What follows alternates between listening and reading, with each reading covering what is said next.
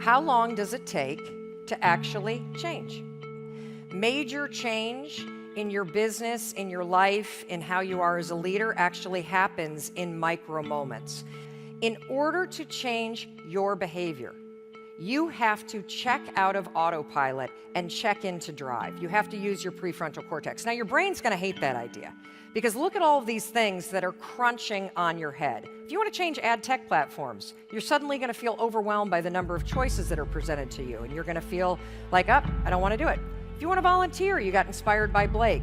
Suddenly, you're going to feel like I don't have any time. Your brain's going to kill the idea. You want to get back in shape? You're too tired to do that. Brain's going to kill the idea. You want to start dating again? You're a little nervous about that because of all the stalkers online. Within 5 seconds, your brain kills your interest in doing something new. You see, change requires you to do things that are uncertain, scary, or new. Your brain is designed to protect you from doing things that are uncertain, scary, or new. All researchers believe that habits come down to one golden rule, and that's this: you can never change the things that trigger you. You can't control your urges or how you might feel, but you can always choose how you behave. If you want to break a habit, once you have a habit, it's always going to be encoded in your brain.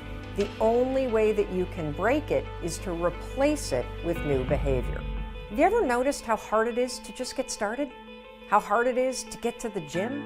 How hard it is to get out of bed? How hard it is to put down the bottle when you go to pour a second drink and you know you shouldn't? That feeling, how hard it is to get started, this is what Mihai's talking about. You need activation energy to start the chain, to start to sit down, to start to get out of bed, to start to walk out the door. That's the key to creating any kind of change. This activation energy inside of you that causes the initial boom. And then what do we hear over time? Once you start, there's a chain reaction, and that allows you to keep going. Most people will resist change. Most people will fight change as if change would be worse than what they're experiencing. Most people will not challenge the unknown. They won't just step out there. There's certain things that's got to be in place. They got to see it all together. And life isn't like that. That's not how you grow. See, many of us won't be able to move forward because we're not taking true inventory of our lives. As you begin to look at your emotional, your spiritual, and intellectual development, how many books did you read? How many seminars did you attend? How many classes that you take to begin to develop yourself professionally, to improve your craft or your skill?